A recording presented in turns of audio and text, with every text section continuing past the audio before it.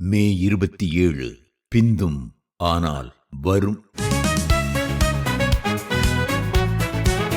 கடவுளிடம் அன்பு கூறுகிறவர்களுக்கு அனைத்தும் நன்மைக்காகவே நடக்கிறது என்று அறிந்திருக்கிறோம். ரோமர் 8:28. தமது நண்பன் லாசரு வியாதியாயிருக்கிறான் என்ற செய்தி இயேசுவுக்கு கிடைத்தது. வேறு யாரென்றாலும் உடனே தன் நண்பனுக்கு உதவவோ கூடுமானால் ஓர் அற்புதம் செய்யவோ அங்கு விரைந்திருப்பர். ஆனால் இயேசுவோ தாம் இருந்த இடத்திலே இன்னும் 2 நாட்கள் தங்கினார். யோவான் 11:6. பின்னர் தமது சீடரிடம், நான் அங்கே இல்லாததினால் நீங்கள் விசுவாசிக்க வாய்ப்பு உண்டாகிறதென்று உங்களுக்காக அகமகிழ்கிறேன் என்று அவர் சொன்னதிலிருந்து வேண்டுமென்றேதான் அவர் தாமதித்தார் என்பது தெளிவாகிறது. லாசருவை பார்க்க இயேசு உடனே சென்றிருந்தார் சுகமளிக்கும் ஓர் அற்புதத்தை செய்திருப்பார். ஆனால் அவர் பிந்தி சென்றதால் அக்குடும்பத்திற்கு இன்னும் மேலான அற்புதம் கிடைத்தது. உயிர்த்தெழுதல்.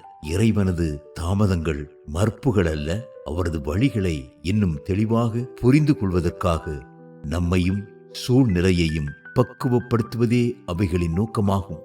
உடனடி அற்புத சுகங்களுக்காய் கடவுளை துதிப்போம். ஆனால் பெரும்பாலும் சுகங்கள் தாமதித்தும் படிப்படியாகவும் தான் வருகின்றன என்பது மறக்க முடியாத உண்மை.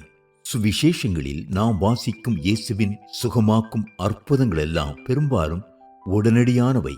ஆனால் விண்ணக தந்தைக்கு முன் பூரண கீழ்ப்படிதலோடு இயேசுவை போல் நடப்பது எவரும் இல்லை. எனவே வேறு யாருக்கும் கடவுள் அவ்வித வல்லமையை தரவில்லை.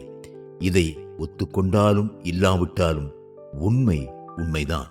திருமறையின் படியான பொறுமை என்பது எதுவுமே நமது கட்டுக்குள் இல்லை என்ற விதியை சார்வதல்ல, மாறாக அது எல்லாமே கடவுளின் கரத்திற்குள் இருக்கிறதென்ற நம்பிக்கையில் வேரூன்றி உள்ளதாகும். ரோமர் 8:28. தமது வாக்குகளை எல்லாம் கடவுள் உடனே நிறைவேற்றிவிட வேண்டும் என்று நாம் எதிர்பார்த்தால் விசுவாசத்திற்கு வேலையே இல்லையே. கடவுள் வாக்களித்தவைகளை பெற்றுக்கொள்ள பொறுமையான சகிப்பு இன்றியமையாத நிபந்தனையாகும்.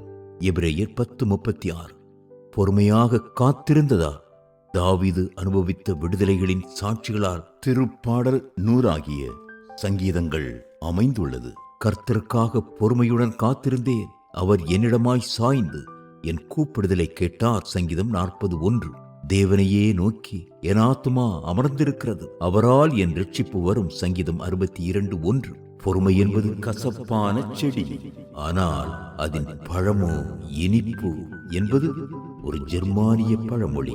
துக்கம் திகில் இருள் சூழ மோட்ச யாத்திரை செய்கிறோம், கீதம் பாடி முன்னே நோக்கி மோட்சப்பாதை செல்கிறோம். மோட்சம் செல்லும் கோடி பேரும் பாடும் பாட்டு ஒன்றேயா, ஆபத்து போராட்டம் தெய்வ பாதை செல்வதும் ஒன்றா. பாமாலை, B.S.